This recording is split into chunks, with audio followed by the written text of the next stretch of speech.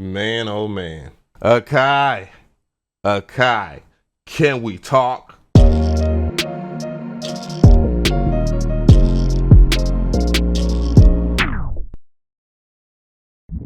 What is going on, guys? Wendy Williams, Tevin Campbell, can we talk for a minute, AKAI?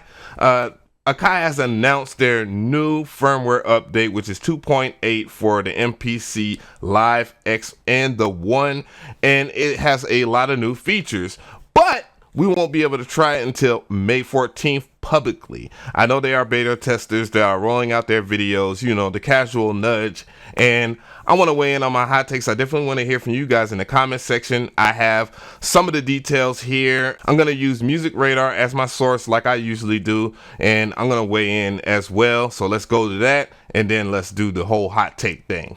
So the link will be in the description box if you're interested in reading this with me. So the AKAI MPC can now control all MIDI gear in your studio. I thought it always could though. Firmware and software updates could make your MPC the centerpiece of your studio, no doubt. And then there's a video right here, and I highly recommend watching this video, though it might tick you off because you can't use it right now. AKAI has big news for MPC owners who want to use their device as the centerpiece of a wider setup. Thanks to the version 2.8 firmware and software, users will soon be able to access the new MIDI multi features, which enables you to control a studio's worth of MIDI gear from your MPC hardware and all, potentially without the involvement of a computer. Well, the MPC is a computer, to be honest. Everything from class compliant MIDI controllers and interfaces to synths, drum machines, and the USB to CV modules can be hooked up, with deep internal routing capabilities being promised. There's also a multi-track recording option, ensuring that the MIDI multi-functionality could be useful both in the studio and on stage. Big news right there. MPC 2.8 takes MPC's legendary workflow to the next level, says Dan Gill, Senior Product Manager for AKAI Professional. The MPC isn't just another addition to your studio, it is your creative core. Whenever you're seeking to switch up your workflow or delve into a world of unrestricted, standalone creative exploration. Well, it's good to know that. So here are some of the other notable enhancements of the MPC 2.8 software that's coming out, and I'm very excited. Time correction TC has now been tweaked to have a dedicated on and off setting that is separate from the TC division parameter. So basically they just moved it on the GUI. From standalone MPC firmware, you can now create a custom note mapping from any program type. That is huge. I really wanted that. Retrospective recording, aka capture mode, like in Ableton, MPC now captures MIDI events in the background so users never miss any fleeting creative spark. That's pretty decent.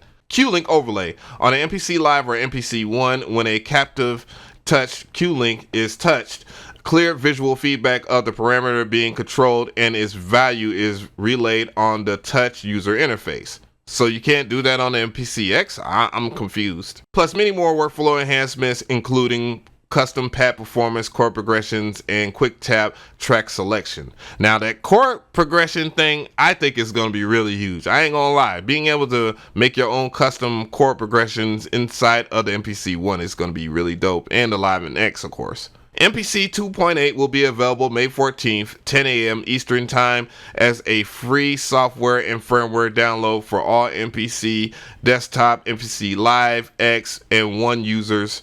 MPC software version 2.8 will be available as a $99.99 upgrade from existing version 1. Whoa. Really? What? MPC software users or $199.99 for new purchasers, with a rent-to-own option over 10 installments available. Whoa. That is news that I don't know. Ugh. I know a lot of people might be mad.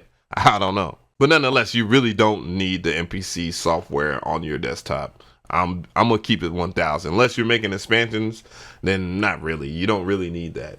Hot take. Again, Tevin Campbell, Wendy Williams, can we talk for a minute?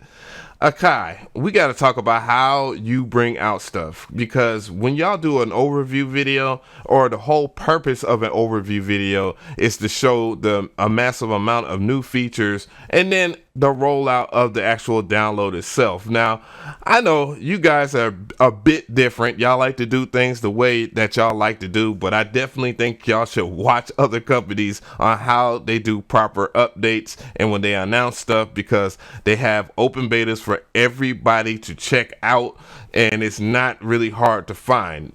Granted that it might be in the forums where everybody goes and complains about your products, but nonetheless, it's available and people know about it, and it's really easy to find out. I could be overstepping my boundaries on this, but I do think that you guys have did a great job, at least with the MPC 1. I want to give you a compliment here, but the thing is, if we look at somebody like, I don't know, Image Line, I know the MPC gang is going to be like, man, why you got to talk about Fruity Loops? But the thing that Image Line does very well is when they do a announcement overview video, the actual download itself is available. You get an email and you can download it, and etc., etc. Problem solved. Like, there's no digging or waiting or anything like that. It just doesn't make any sense to do an announcement of an announcement, basically. Building up hype is cool. I think it's great, but something like this would be greatly appreciated if somebody like me, a small content creator, could do a video on a certain thing or two. It doesn't necessarily got to be a closed beta where I'm embargoed and have to sign an NDA or anything like that. I just don't want to even be involved with so many NDAs as it is, because, man, if it's something that is big and it's a good thing, which it is, because I think pad performance is finally in its proper perspective, being able to use the arpeggios and other features while you are not having to dive into shift and note mode is fantastic. It's a really good move, and that's probably the biggest thing that I took away from that, even though that they have multiple MIDI outs. Also, I know that a lot of people are going to be in the comment section and say, well, we still ain't got disk streaming. I definitely want you guys just to address that y'all are not going to ever do disk streaming, so we can get rid of those people and they can move on to bigger and better things, I guess, you know, if there is better alternatives out there that does that. But yeah, but I definitely want to hear from you guys in the comment section. How do you feel about this update? And do you like some of the news that they brought to the table? Because a lot of this update is very good. I just don't like the way that they are doing the whole May 14th thing. But today is May 5th, 2020. Akai, do better. That's what we want from you guys. We know you can do better.